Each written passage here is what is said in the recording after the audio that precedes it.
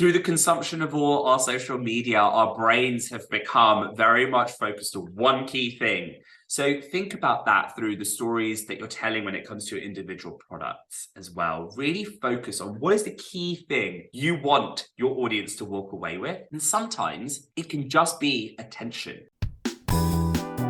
You're listening to Prospecting on Purpose, where we discuss all things prospecting, sales, business, and mindset. I'm your host, Sara Murray, a sales champion who's here to show you that you can be a shark in business and still lead with intentionality and authenticity. Tune in each week as we dive into methods to connect with clients, communicate with confidence, and close the deal.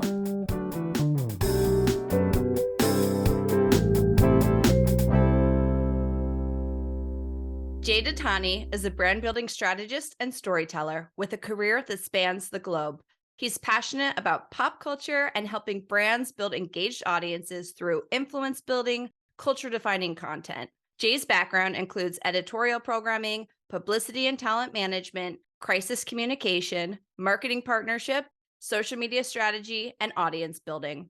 He's built high-functioning, dynamic teams across cultures and disciplines for the organizations that he's served, from head of publicity for Sydney's Pulse Communications, global director for Netflix's editorial and content strategy, which launched the platform in Europe, Middle East, and India. And now he works today as the global head of social media, marketing, editorial, and content strategy for Canva.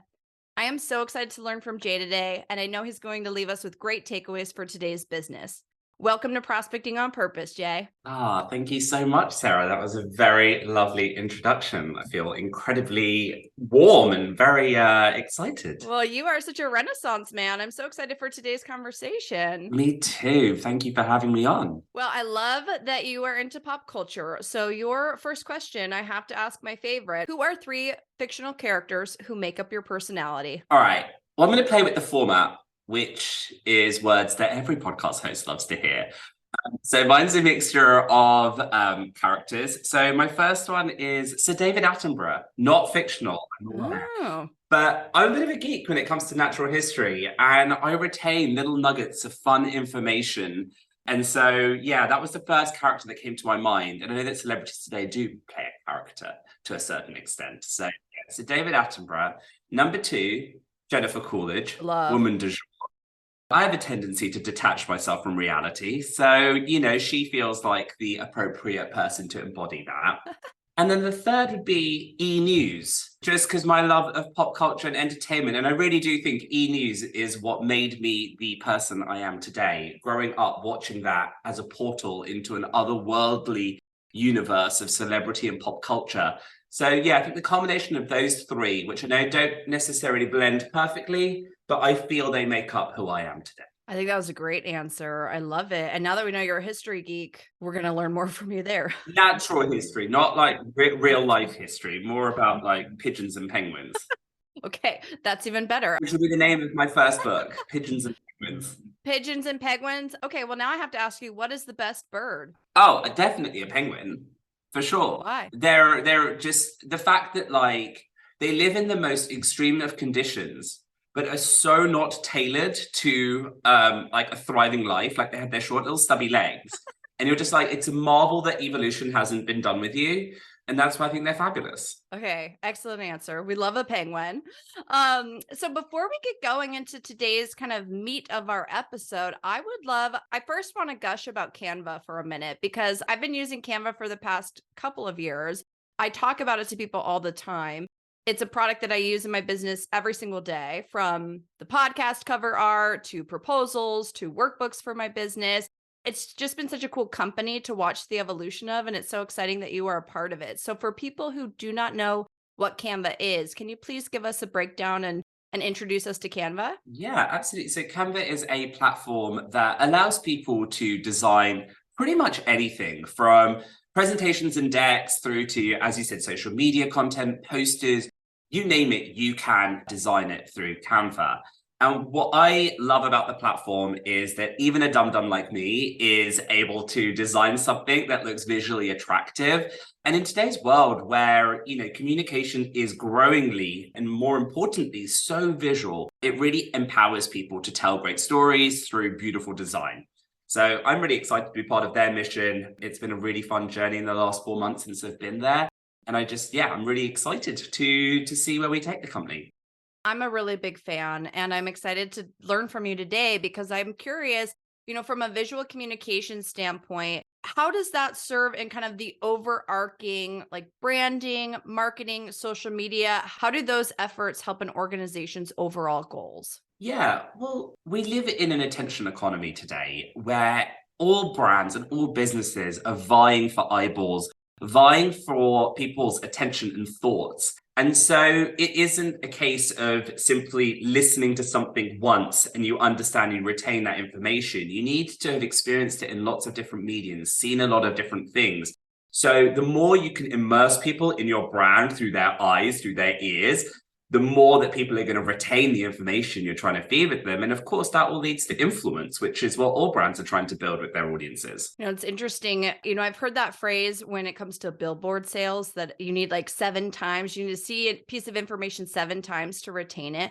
But I didn't really think about all of the other platforms like audio, visual, like immersing yourself in the brand to retain it. That's pretty interesting. And I think that seven times is probably old and not true anymore. In today's world, maybe 70 times. Yeah.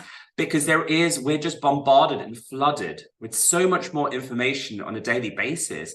In order to actually connect with your audience, it's going to be hundreds of times before you actually are able to have that brand recall, and then take it even one step further, brand understanding. That's a whole other journey.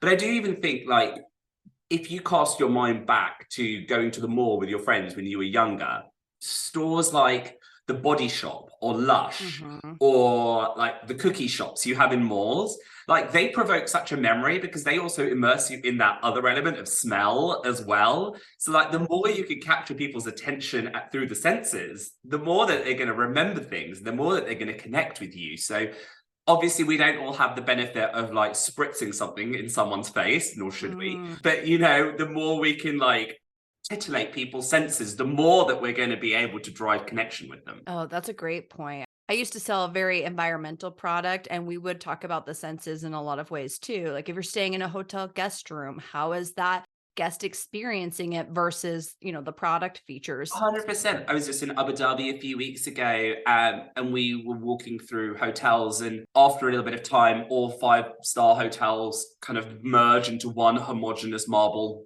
blob. We walked into one hotel, and immediately I was like, this is the Edition. Because the smell of Le Labo through the foyer, it was like, I've been to many Editions around the world, and I'm like, I know this, and it brought back such brand recalls. That's such a great example. And so one of the things that I've seen organizations struggle with when it comes to these types of efforts is a lot of times companies have multiple sales channels. So if you are selling e-commerce, or you have a product that's sold through retail stores, or you have a product that's like B2B, how are you channeling that into one platform or into one message? Like I've seen multiple Instagram accounts for different sales channels, and that doesn't seem to be what you're talking about. So if you can give some guidance on if there's multiple sales channels or multiple go-to-markets, how can organizations think about their strategy behind it, their social strategy behind that? Absolutely. So I think the important first step is to take 2 steps back, actually, before rushing into a communications plan, a social plan for a particular GTM. I think it's important to really figure out what the story of your brand is. So I want to underscore that word story. Start with what the overarching brand story you want to tell your consumers. And that should encompass many of your different products or many of your different offerings. But don't get to that stage first of what the product is. Start with the story. Okay, that's helpful. I think that when it comes to storytelling, there's a tendency for brands to want to put themselves as the protagonist, as the hero, as every element within that story, and their brand is the center of it. And there's a brilliant book, which we can link out in the show notes after, which is like the 7 steps of making a storytelling brand. But it really does help to underscore this notion that as a business, your consumer is the hero and the protagonist of your story.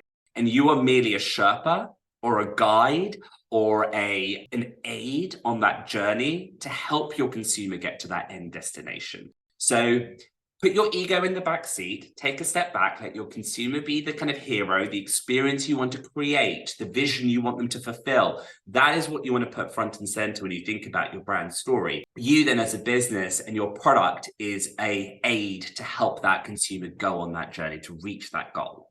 I feel like that's a like aha moment for me. I see a lot of organizations put their product as the hero and not even the story behind it, but just like their product is the one that's going out and going to solve all these problems. Like, well, okay, you have to first let people realize that they have a problem and then tell them that you have to solve it. But if you can put them as the protagonist, then they're already solving their own problem and your product's helping them. Your product or service is helping. Exactly. And I think that in a world where many businesses have so many different products, say you are designing a social strategy, your brand channel should be able to talk about each of those products individually. And you can go hyper specific on a post by post, on a IG story by IG story basis. But being really comfortable on what atmosphere you want to create across your page and the story you want to tell about your brand will just help you to tell those more product first stories a little bit more in a way that's going to connect better with the audience. Can you give us an example? Do you have an example you can share? Yeah, there were two. I'll talk about one from my experience, but when we were prepping for this, you had a really interesting one that I want to dig into that I think does it really well as well. So I think when we were launching Netflix in India, our first couple of shows out of the gate were very focused to a male young audience. The Narcos is, we had a local show, Sacred Games, that was just very similar gangster universe. And what we ended up doing is attracting a very young kind of bro audience to our pages.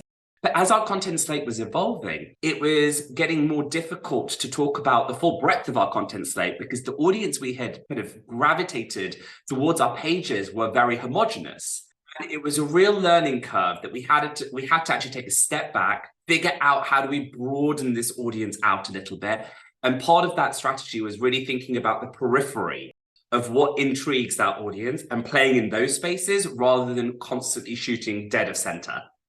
And by slowly trying to infuse at the periphery, maybe the performance of an individual post wasn't going to be as high as if we went straight down the middle.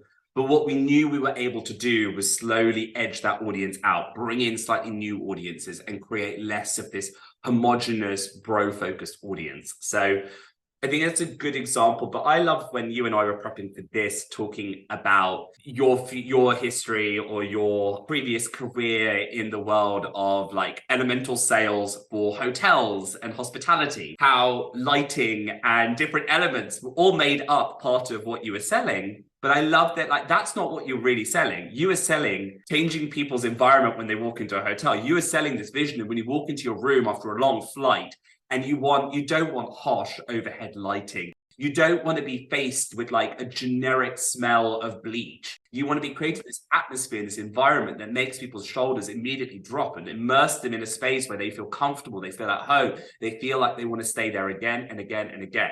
And I loved that element, and that's what you were selling. So like if I was doing the social media for that brand, that's the story you want to be telling. Light switches and scents and heated towel rails, etc., all become components, but they all lead up into this. We create an environment where you feel at home. My phrase that I would use to my owners and developers would be luxury stops when the guest has to think. Oh, I love it. Right? Like in a luxury experience. And I borrow that from Forbes Travel Guide, but I would share it in my pitches all the time because your luxury clientele is spending, $2,000, $8,000. Like these are not inexpensive rooms and they don't want to have to figure out how to turn on the light switch in the bathroom. You don't want calls to your front desk with that. So that's what we were solving. That's exactly it. And I love that. I'm going to borrow that phrase. Thank you so much. Sometimes I change it to when the customer has to think. I appreciate you giving the example about the India social media audience, because that's one thing that I'm working on in my own business too. Like the podcast has a sales lens to it, but it's very overarching business best practices. And I've noticed in my reviews, I'm getting comments from people that are not salespeople saying, it's so great if you're not a salesperson. And I'm like, ooh, maybe my audience right now is too focused on sales and I need to broaden that. So how can I start to broaden that and expand my audience? So I appreciate these tidbits because I think it helps everyone if you take 2 steps back, like you said, and just kind of think about what story do you want to share with the Exactly. world. Spot on. Thank you for those examples. You had said something earlier in this interview that I want to dig into. You said the term attention economy. Is that a term that exists in the world right now, or is it I have coming? barely an original thought, so I'm sure I borrowed that from somewhere. But I do think it perfectly encapsulates a struggle that we all face on a daily basis. Like, I probably check my phone 30 times a day, flitting between Twitter and Instagram and TikTok and YouTube, plus Slack and emails, plus my mother sending me WhatsApp notification about the neighbor's dog. There are 1,000 different stimuluses that are all vying for my attention on a minute by minute basis. And often it's a subconscious choice of what I retain, what I remember, what I actually action. So I think that we are definitely in a world where our senses are flooded constantly. And in order for brands to stand out, the task is huge. It's mammoth. Attention economy. It's very, I mean, it is self-explanatory, but I appreciate having like an anchor point to reference because it feels like we're already there, obviously. And I'm with you. I'll pick up my phone and my thumb just like automatically goes to whatever app.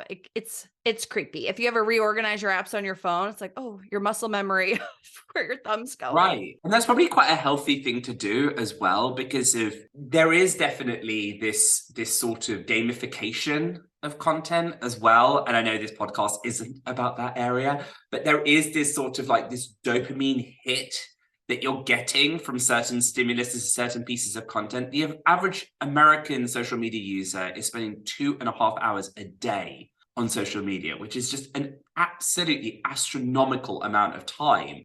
And so if you think about that mindless scroll that kind of occurs, brands out there, you are fighting a muscle memory that is just the endless scroll. So you need to have something that is going to capture people's attention, that makes them hover for a microsecond longer before they flick up to the next shirtless selfie or whatever it is the algorithm is merchandising to them in order to capture their attention and their dopamine.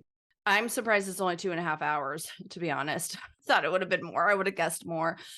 So what are some strategies we can do to operate in this attention economy? Yeah, so I think there are four key stages, and we've kind of touched on the first one, this notion of storytelling and understanding the story you want to tell for your brand. If you like cast your mind back to the prehistoric eras where you and I were hanging out in a cave paintings and hieroglyphics are like the earliest forms of storytelling.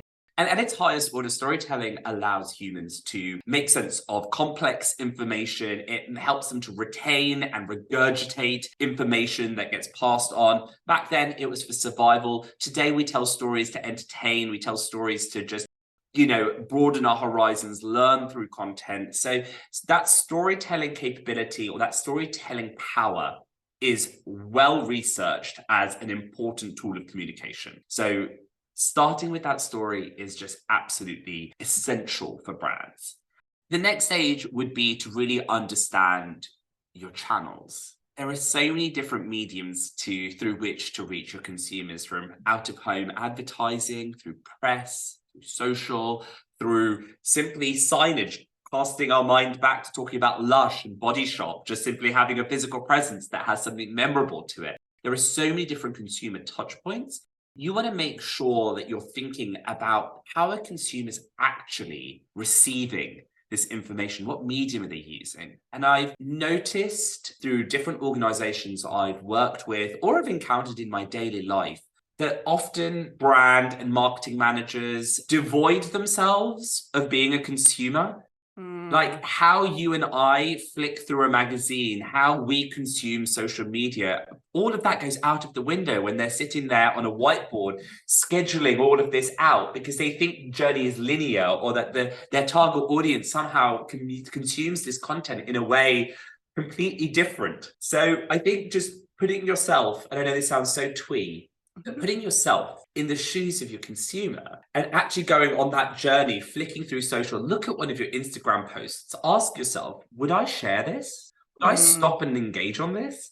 And if the answer is no, what makes you think your consumer is going to, or the target audience is going to? And I think there's this sort of, in my experience, agency side, in-house, when we write briefs, it becomes a laundry list of things to tick. And then suddenly the post or the story or the video or whatever it is that we end up creating ends up being nothing to no one because it's trying to be everything to everyone. It's funny because a lot of my background has been B2B sales, B2B business development, B2B conversations. That's a lot of my lens.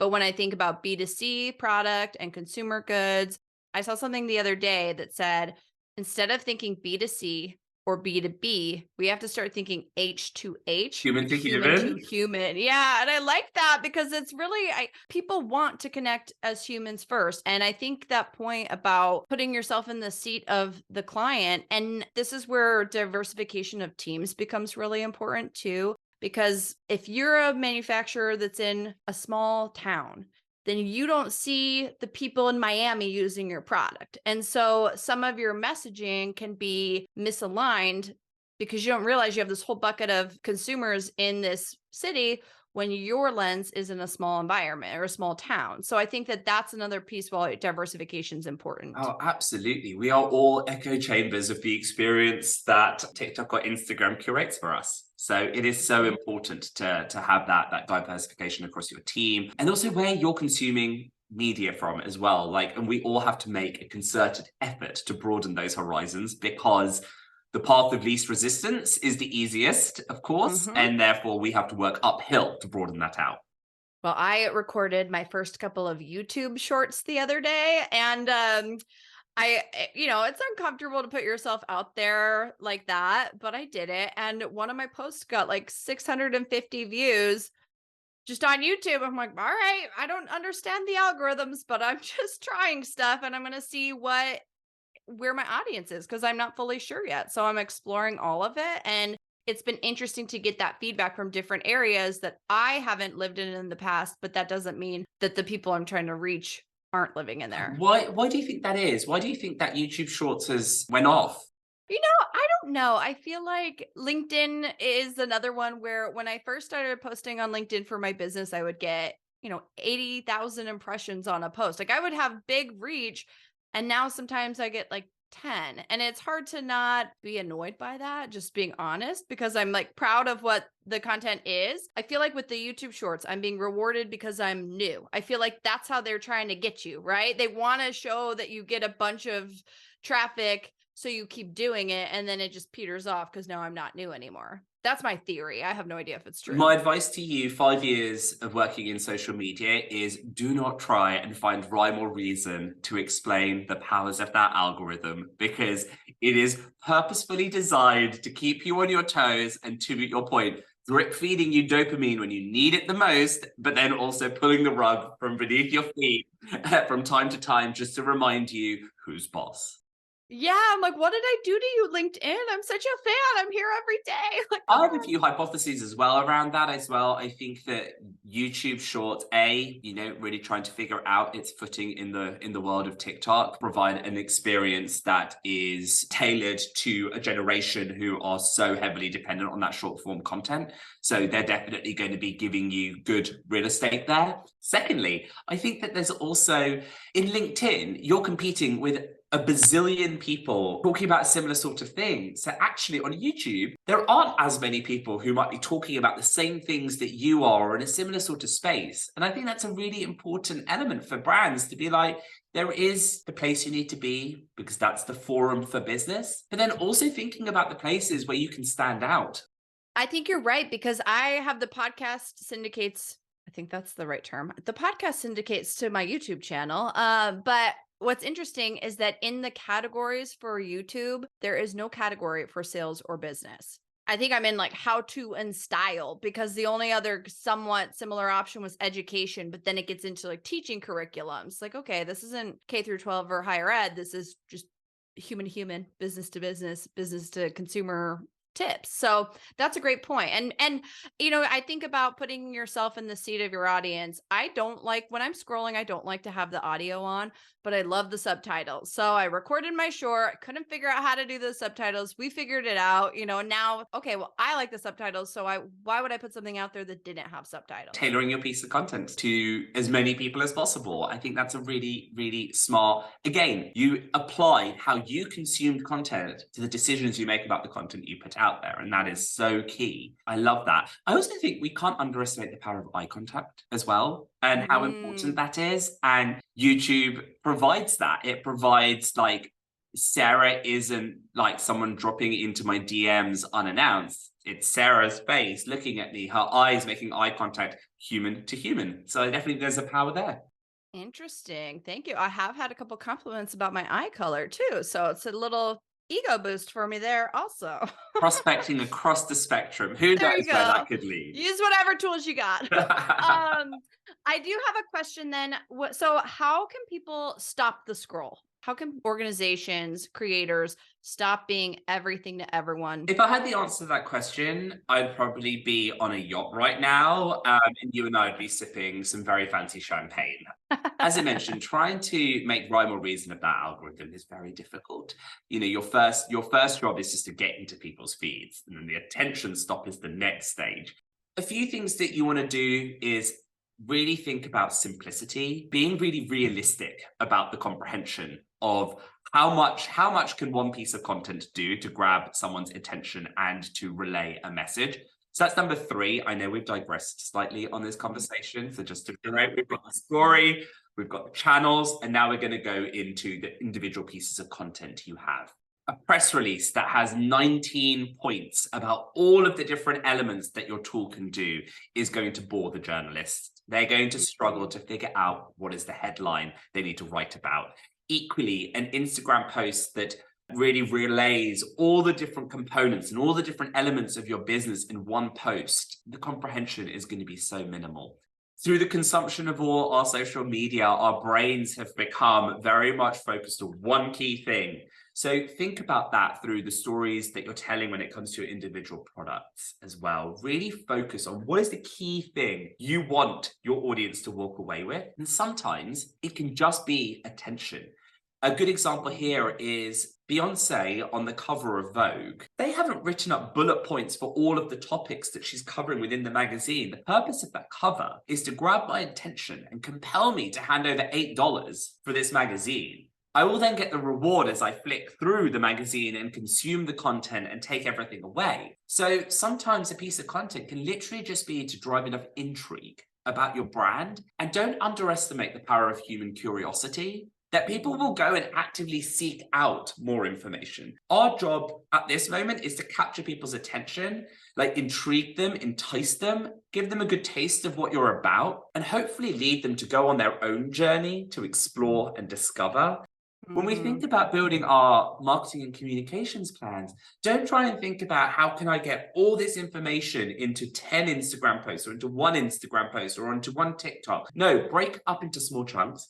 Ask yourself the question, does this piece of content make me want to care more about XYZ? And putting it out into the world and testing and learning is a really smart strategy. But definitely, don't overcrowd it. Don't try and overcomplicate it. Don't try and bombard. Humans don't consume information like that, and nor are they going to retain information like that.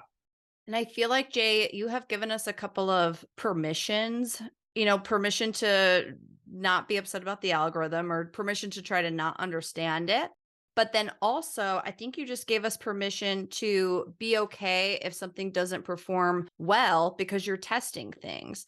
As we're talking, I'm thinking about the different sales channels that I've sold into in the past. And if we were to go market, something has a wireless range of 72 feet. Well, maybe an interior designer wouldn't care about that, but an engineer would care about that. But I like that we're not married to how well a post performs because we're not trying to fit all of those metrics into one single piece. I appreciate the keeping it simple and giving us permission. Oh, that's our 4th step, which is all about knowing and identifying success, balancing data with gut.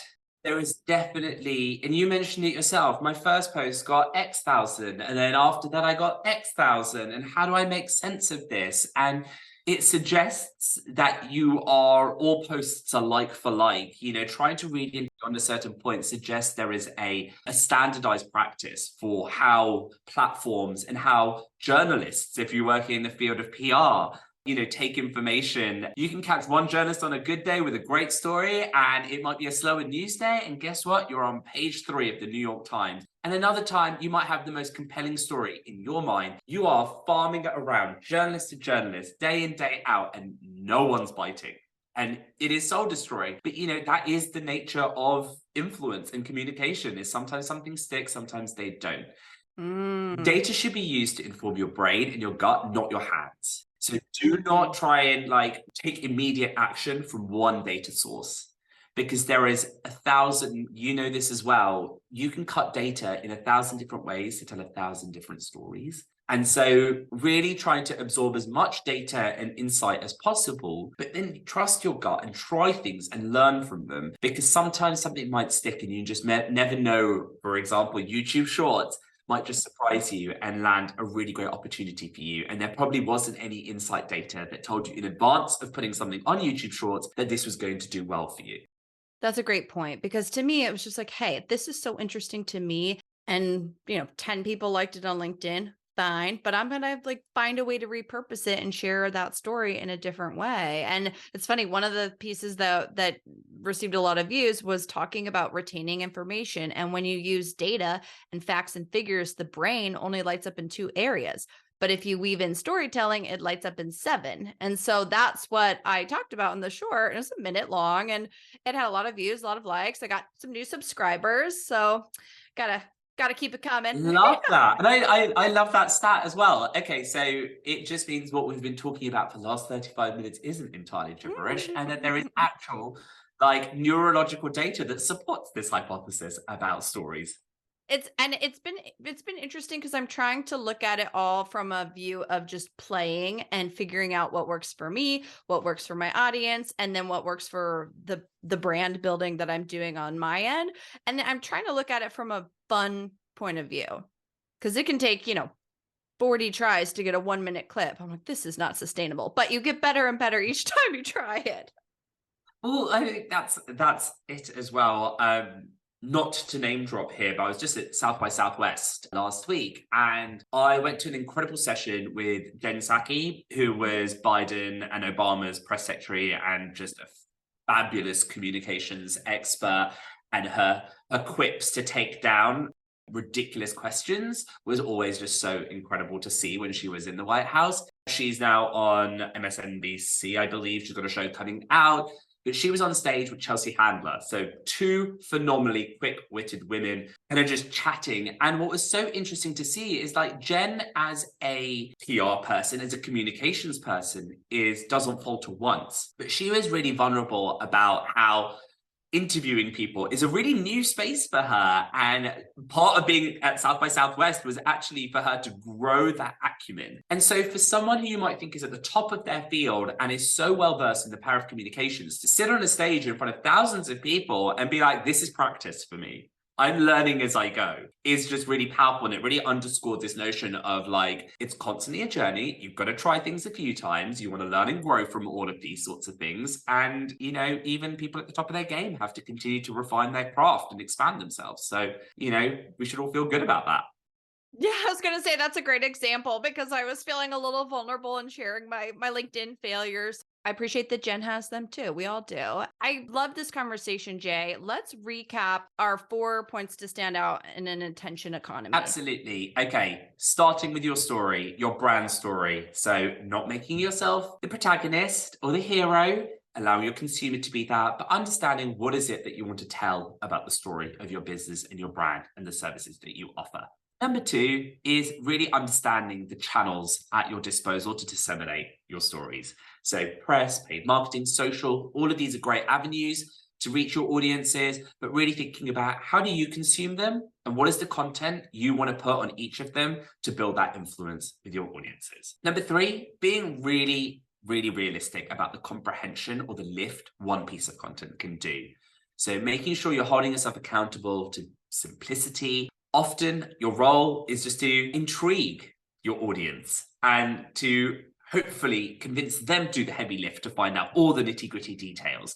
Sometimes it's just about capturing attention and intrigue. Number 4 is really thinking about data and insight to help inform your gut and your brain rather than making too many direct decisions off the back of it. So let your instinct, let your personality, let your vulnerability carry you through the journey rather than trying to rely on rhyme or reason to break down how an algorithm is working to your favor or to your disadvantage.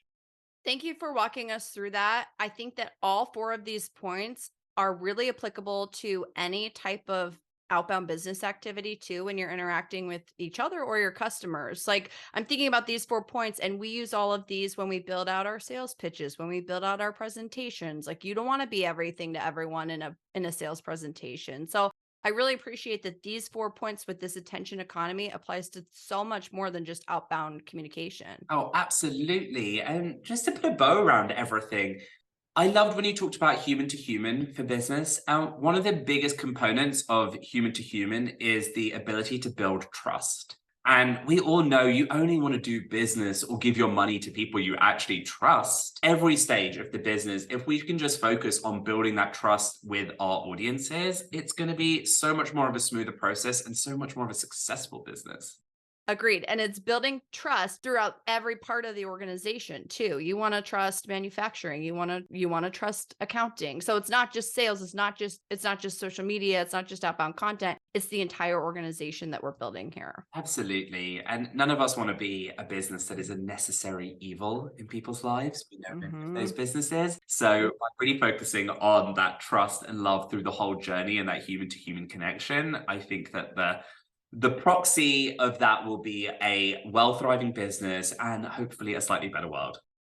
Agreed. And I love that Canva's giving us the tools to do it. It really is so versatile and it's making that barrier of entry so much easier. So can't wait to see what you and the team do with the business. I'm a huge fan and I trust your organization. So keep the good things coming and appreciate your time today. I know that the audience learned a lot. I learned a lot and I'm excited to continue trying things. Oh, thank you so much. And Sarah, I'm so excited to see where this journey takes you as well. And I'm going to be on the sidelines cheering you on at the top of my lungs. But thank you so much for having me on the podcast. It's been such a pleasure. Thank you so much for listening to the Prospecting on Purpose podcast. If you loved what you heard today, subscribe to the podcast and please rate and leave a review.